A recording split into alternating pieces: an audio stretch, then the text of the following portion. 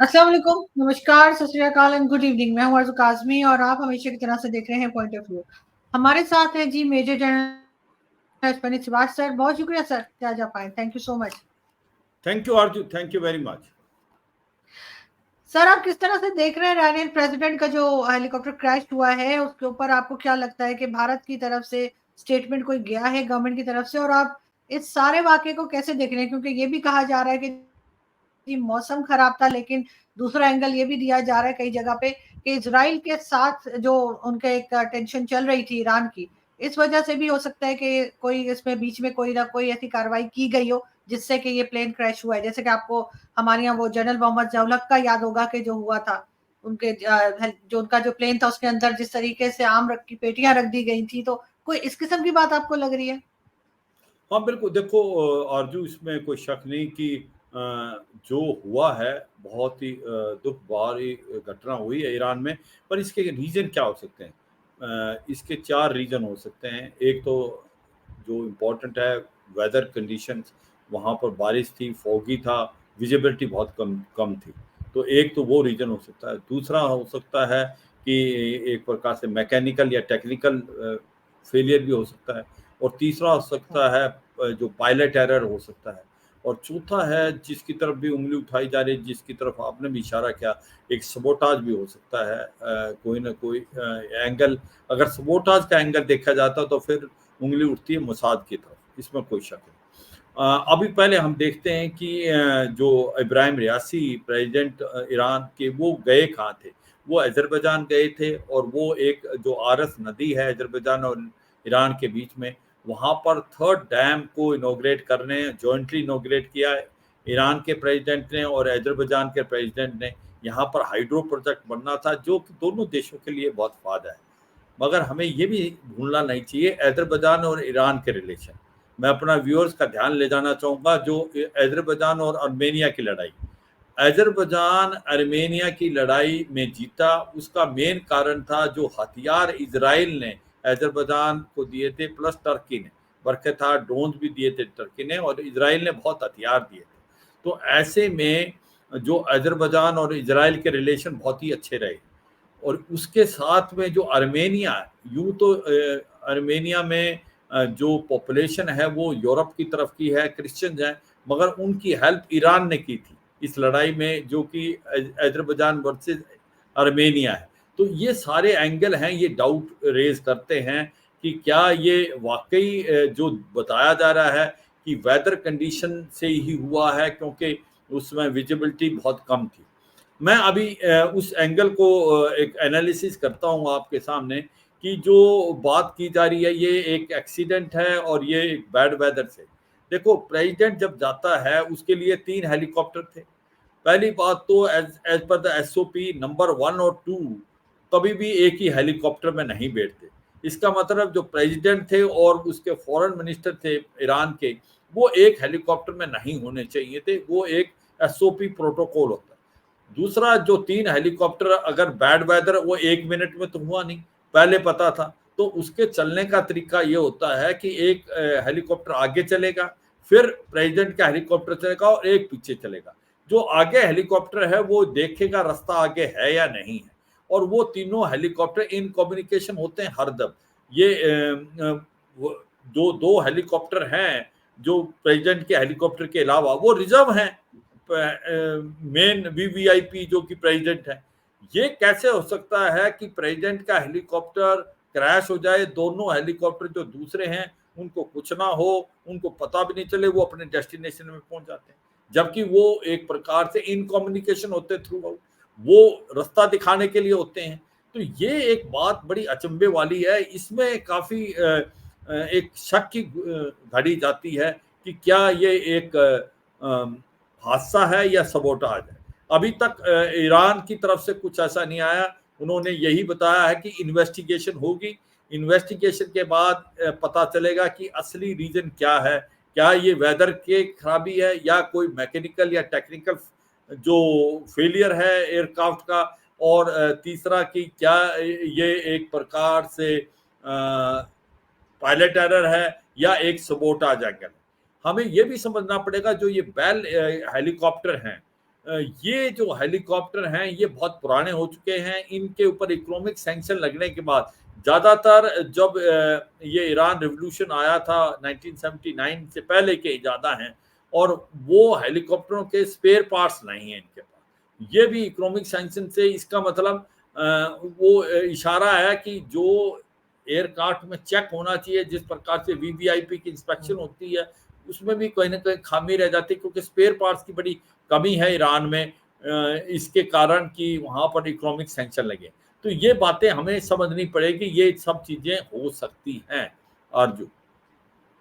बिल्कुल ऐसा ही है। सर अब आप उनको एज़ अ लीडर कैसे देखते हैं? वैसे तो कहा जाता है बड़े कट्टर किस्म के थे, कई तरह या की पाबंदियाँ उन्होंने ईरान पे लगा रखी थी। सैंक्शंस भी ईरान के ऊपर हैं, लेकिन वो तो ख़ैर उनके पहले से ही मेरे ख़्याल है कि रही हैं। इन सब चीज़ों को आप कैसे देख रहे हैं?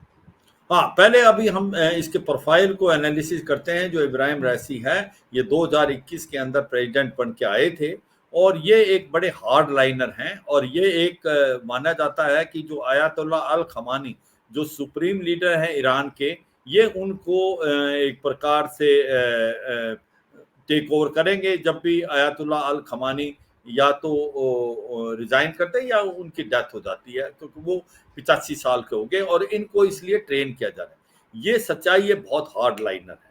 और ये जो ईरान डील में से जब 2016 में निकले थे डोनाल्ड ट्रंप, उसके बाद ये बेसिकली इब्राहिम रासी है जो पुश कर रहे हैं ईरान को एक प्रकार से न्यूक्लियर हथियार बनाने के। आज ईरान न्यूक्लियर हथियार बनाने के कतार पे है। वो 93% से ज़्यादा इनरिच यूरेनियम करने लगा है, और सुनने में यह आया था कि आज की तारीख में ईरान कभी भी न्यूक्लियर हथियार की टेस्ट कर सकता है। तो ये भी इम्पोर्टेंट है। दूसरा जो है कि जो इकोनॉमी है ईरान की, वो अच्छा नहीं कर रही थी। इसमें कोई शक नहीं कि ये भी एक बड़ी प्रॉब्लम है ईरान में, रियासी के अंडर। और अगर आप देखें, हिजाब के लिए जो वुमेन फोरम ने एक प्रकार से रिवोल्ट किया था, उसमें भी काफ़ी जो ह्यूमन राइट वायलेशन हुई, और उसके बाद जो इनका रियाल है, रुपी रियाल जो उनकी करेंसी, वो भी एक प्रकार डॉलर के मुकाबले काफ़ी गिरी। तो इंटरनल भी डिसेंट काफ़ी था इनके अगेंस्ट। अब जो इनकी पर्टिकुलर प्रोफाइल देखे जाएं कि ये पहले जुडिशरी में थे और जुडिशरी के हेड थे, और इन्होंने काफ़ी हार्ड लाइन ली थी और एग्जीक्यूशन किया था बहुत लोगों का, स्पेशली पॉलिटिकल रीजन से, ईरान इराक वॉर के बाद। तो वो एक हार्ड लाइनर माने जाते थे, वो एक प्रॉक्सी माने जाते थे आयतुल्लाह अल खमानी की। और इनके अगेंस्ट सैंक्शन भी थी अमेरिका की तरफ से जब से प्रेसिडेंट के बनने से पहले। तो ये सच्चाई है कि अब उनके एकदम ये डेथ होने से कि अब इम्पैक्ट ईरान पे क्या होगा। एक तो ये था कि उनके प्रेसिडेंट हैं, और उसके साथ फॉरेन मिनिस्टर भी की भी हादसे में मृत्यु होगी, तो ये दोनों बड़ा डिफिकल्ट पीरियड है। मगर जो ईरान की एक कॉन्स्टिट्यूशन है 101 आर्टिकल, उसके तहत जो one of the vice president, जो सीनियर मोस्ट जो वाइस प्रेसिडेंट हैं ईरान में, वो ऐसे होते हैं जैसे कैबिनेट मिनिस्टर है। जो first among the equal vice president Mohammad Mokhber, उसको अभी नियुक्त किया गया है प्रेसिडेंट के लिए। वो 50 दिन के लिए प्रेसिडेंट रहेंगे, एक्टिंग प्रेसिडेंट, और इन 50 दिनों में इलेक्शन होगा और नए प्रेसिडेंट की एक प्रकार से सिलेक्शन होगा उस इलेक्शन के बाद। तो अब ये सच्चाई है कि जो इब्राहिम रईसी थे, वो एक स्ट्रॉन्ग लीडर थे, इसमें कोई शक नहीं। वो एक बहुत ज़्यादा हार्ड कोर थे। वही हैं जो कि पुश कर रहे थे ईरान को न्यूक्लियर हथियार बनाने के लिए, और उन्होंने एक बड़ा स्ट्रॉन्ग एक्शन लिया था इजराइल के अगेंस्ट। जब हम एक प्रकार से इजराइल ने दमस्कस सीरिया के अंदर हमला किया था उसके कॉन्सुलेट पे, और 7 सीनियर ऑफिसर को मार दिया था। उसके बाद जो ईरान ने पलटवार किया था इजराइल पे, और वो पहली बार था कि 40 साल में किसी देश ने, स्पेशली मुस्लिम वर्ल्ड में, ईरान के अलावा किसी ने नहीं किया था इजराइल पे डायरेक्ट अटैक। तो ये माना जाता है कि ये स्ट्रॉन्ग थे। और ये भी सच्चाई है कि इजराइल ने भी पलटवार किया था, और कहीं इजराइल भी वेट कर रहा था कोई अपॉर्चुनिट मूवमेंट की। जो सबोटाज का एंगल है, अगर सबोटाज का एंगल के ऊपर इन्वेस्टिगेशन होती है, जिसके अभी तक तो कोई ऐसा पुख्ता सबूत नहीं आया, तो फिर वो मोसाद की तरफ तो उंगली उठेगी। तो ओवरऑल मुझे लगता है कि जो पॉलिटिकल सिनेरियो कोई ज़्यादा चेंज नहीं होगा, क्योंकि सबसे सुप्रीम लीडर वहाँ पर आयतुल्लाह अल खमानी है, और जो प्रेसिडेंट है उसका रोल है, मगर इतना नहीं जितना सुप्रीम लीडर का, क्योंकि सुप्रीम लीडर तो सेम है, तो इसलिए जो पॉलिसी है ईरान की उसमें कोई खास बदलाव नहीं होगा। हाँ, सेटबैक जरूर है, और ये सेटबैक क्या रीजन हो सकता है वो पता इन्वेस्टिगेशन से ही चलेगा। आरजू, बिल्कुल ऐसा ही है। सर, चाबहार पोर्ट के ऊपर जो है भारत काम कर रहा है ईरान के साथ, और साथ-साथ जो है वो आपने देखा कि यूएस की तरफ से वार्निंग भी आ रही है। तो इस हेलीकॉप्टर क्रैश के बाद कई लोग जो है वो यूएस की तरफ भी उँगली उठा रहे हैं, इज़राइल के साथ-साथ। आप इसको कैसे देखते हैं? हाँ देखो, यूएस का डायरेक्ट इन्वॉल्वमेंट होना इसके अंदर चांसेस बड़े कम है। हाँ, ये एक बात तो माननी पड़ेगी, जो चाबार पोर्ट है वो अभी भारत और ईरान ने एक डील साइन की है कि जो basically Indian port global corporation जो है एक कंपनी, और चाबार पोर्ट के बीच में समझौता हुआ है कि अगले 10 साल हम पोर्ट को डेवलप करेंगे और ऑपरेट करेंगे। और ऐसे में क्या इसके ऊपर सैंक्शन लग सकती हैं? देखो, सच्चाई ये है कि जब 2016 के अंदर डोनाल्ड ट्रंप जेसीपीओ से निकलते, joint comprehensive plan of action, जिसको न्यूक्लियर ईरान डील बोला जाता है, तो उसके बाद इकोनॉमिक सैंक्शन दोबारा लग गए थे। जब इकोनॉमिक सैंक्शन लगे तो भारत 28% वहां से ऑयल लेता था ईरान से, क्योंकि इकोनॉमिक सैंक्शन लगे तो फिर हमने 0% करना पड़ा, हमने वहां से ऑयल बंद करना पड़ा, जबकि वो ऑयल सस्ता भी था और उसके अंदर एक प्रकार से इंश्योरेंस इनबिल्ट थी। मगर उस समय भी हमने चाबार के बारे में अमेरिका से बात की थी कि चाबार जो है वो भारत के लिए ही नहीं, वो सारे वर्ल्ड की इकोनॉमी के लिए बेटर है, क्योंकि चाबार पाकिस्तान को बाईपास करते हुए डायरेक्ट अफगानिस्तान जाएगा, और उसके बाद सेंट्रल एशियन स्टेट जाएगा, कजाकिस्तान, तजाकिस्तान, उज्बेकिस्तान, तुर्कमेनिस्तान, और फिर उसके बाद ये नॉर्थ साउथ ट्रांसपोर्ट कॉरिडोर से जोड़ेगा, और ईस्ट यूरोप और रशिया के लिए ये एक प्रकार से गेटवे है। तो इसका बड़ा महत्व है। इसके कारण आपकी जो इकोनॉमी पूरे वर्ल्ड की कम से कम 1.6 बढ़ सकती है, और 15 से 16% ट्रेड बढ़ेगा। तो उसमें अमेरिका ने भी टैसिट अंडरस्टैंडिंग थी, क्योंकि उस समय अमेरिका जो था अफगानिस्तान में इन्वॉल्व था, उसको भी लगता था कि उसको पाकिस्तान से जाते वक्त काफी प्रॉब्लम हो रही हैं और काफी अम्बुशेस हो रहे थे। तो उस समय उसने इस पे काटसा लगाने की बात नहीं की थी, और इसलिए हम इन भारत का एक कॉन्फिडेंस था कि हमने आपके कहने पे ऑयल ईरान से 0% किया, मगर क्योंकि चाबार पोर्ट का इंटरनेशनल रेमिफिकेशन है, तो इस पे काटसा नहीं लगना चाहिए, इकोनॉमिक सैंक्शन। और ऐसा लगता है अमेरिका ने उसके लिए एक प्रकार से टैसिट अंडरस्टैंडिंग थी। मगर जो अब स्टेट डिपार्टमेंट से जो कमेंट आए, जिसका तरफ आपका इशारा था, उन्होंने कहा कि क्योंकि ईरान पे अभी भी सैंक्शन लगे हुए हैं, और कोई भी कंपनी ईरान से डील करेगी तो उसके ऊपर सैंक्शन लगेंगे, मगर इसके बावजूद भी इंडिया को बहुत ज्यादा होप है। उसकी एक और वजह भी है आरजू, क्योंकि जब हमने S-400 लिया था रूस से, तब भी रूस के ऊपर इकोनॉमिक सैंक्शन थी। टर्की ने और चीन ने भी लिया, उनके ऊपर तो इकोनॉमिक सैंक्शन लगाई अमेरिका ने, पर उसने भारत पे नहीं लगाई, और टर्की के तो F-35 भी देना बंद कर, इसलिए नहीं लगाई उसने। उसको बताया गया कि हम जब चाहते थे पेट्रोइड मिसाइल सिस्टम, तब तो आपने दिया नहीं, हमें मजबूरी रूस से लेना पड़ा, और अब हमने रूस से समझौता कर लिया, तो आप कह रहे हो पेट्रोइड मिसाइल सिस्टम हम आपको देंगे। तो ऐसे में अमेरिका ने समझा था। तो आज तक, जबकि हमारे 5 रेजिमेंट में से 3 रेजिमेंट जो S-400 की भारत में आ गई हैं, पर इकोनॉमिक सैंक्शन नहीं लगाई हैं काटसा के तहत। तो ऐसे में हमें लगता है कि अमेरिका आने वाले समय में चाबार पोर्ट का जो ऑपरेशन भारत करेगा, जिसका फायदा पूरे वर्ल्ड को हो सकता है, उसके ऊपर इकोनॉमिक सैंक्शन नहीं लगाएगा। अर्जुन, ये तो ठीक है सर, लेकिन सर साथ-साथ हम ये भी देख रहे हैं कि बार-बार कई बार न्यूज़ आती है कि ईरान जो है वो न्यूक्लियर वेपन्स बनाने की भी कोशिश कर रहा है, और उसमें कई बार पाकिस्तान का नाम भी बीच में आया। तो आपको लगता है कि क्या वो बना पाएगा, और क्या अमेरिका को उसको रोकना चाहिए, इसलिए कि कई कंट्रीज़ के पास ऑलरेडी है? बिल्कुल, देखो, अगर ईरान न्यूक्लियर हथियार बना लेता है, तो पूरी जो इंटरनेशनल रेमिफिकेशन है पूरे मिडल ईस्ट की और वेस्ट एशिया की चेंज हो जाएगी। ये ईरान के पास न्यूक्लियर हथियार एक प्रकार का जो रिस्क या खतरा वेस्ट एशिया में ही नहीं होगा, पूरे वर्ल्ड के लिए। ये मुस्लिम वर्ल्ड में भी सऊदी अरेबिया, यूएई, ओमान, उसके बाद इजराइल के अगेंस्ट हो सकता है। तो ये एक पूरी वर्ल्ड की मैं कहता हूँ खतरे की निशानी है, और इसको अमेरिका नहीं चाहता। और अब आप मुझसे पूछोगे कि क्या ऐसा वह है कि अभी तक ईरान क्यों नहीं न्यूक्लियर हथियार बना सका, जब इजराइल ने बना दिया, इंडिया ने बना दिया, पाकिस्तान ने बना दिया, नॉर्थ कोरिया ने बना दिया, तो इजराइल तो ईरान क्यों नहीं बना पाया? कि जबकि ईरान की मिलिट्री इंडस्ट्रियल कॉम्प्लेक्स बहुत ज्यादा डेवलप है, क्योंकि उसने जो शाही ड्रोन दिए हैं रूस को, उसकी वजह से ही रूस ने यूक्रेन पे बहुत ज्यादा नुकसान किया है, ये पता, और भी हथियार दिए। तो वो उसकी वजह एक ही है कि उसमें इजराइल और कहीं हद तक अमेरिका भी वो इसको बनाने नहीं दे रहे हैं। जब भी वो ऐसी सिचुएशन पे आता है कि वो इनरिच करने वाला है, तब कहीं ना कहीं सबोटाज किया जाता है या डायरेक्ट हमला करके इजराइल उसको पीछे कर देता है।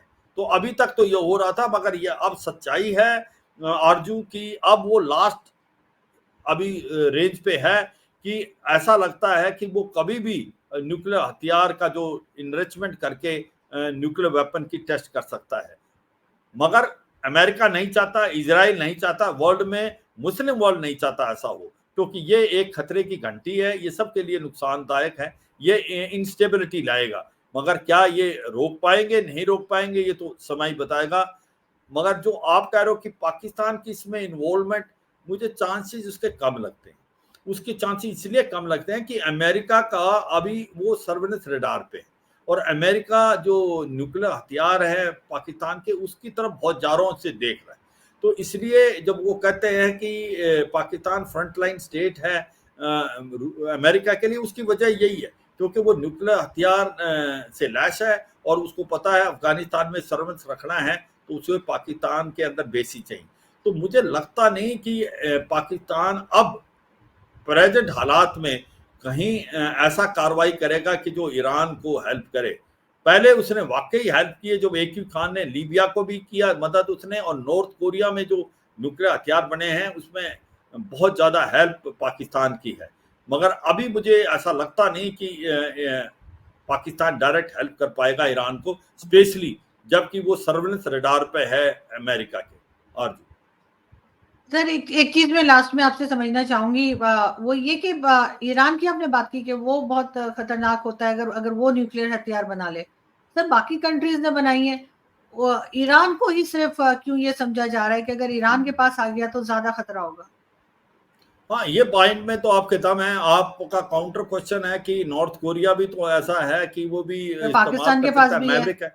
किम हाँ। ये एक प्रकार से किम जोंग उन है, वो भी एक मैवरिक हैं। मगर फिर भी उसके ऊपर ये ध्यान दिया जाता है कि नॉर्थ कोरिया फिर भी स्टेबल है। ईरान के जो रिलेशनशिप मुस्लिम वर्ल्ड में जो सुन्नी देश हैं उनके साथ भी कोई खास अच्छे नहीं, और इजराइल के साथ भी। तो डर ये रहता है कि चांसेस न्यूक्लियर हथियार के इस्तेमाल होने के ज्यादा हो जाते हैं। जब बात आती है पाकिस्तान की, पाकिस्तान के न्यूक्लियर हथियार हरदम अमेरिका के कंट्रोल में रहे हैं, और मुझे लगता नहीं कि पाकिस्तान में ऐसी कभी गलती होगी अनटिल अनलेस ये न्यूक्लियर हथियार टेररिस्ट के हाथ में पड़ जाए।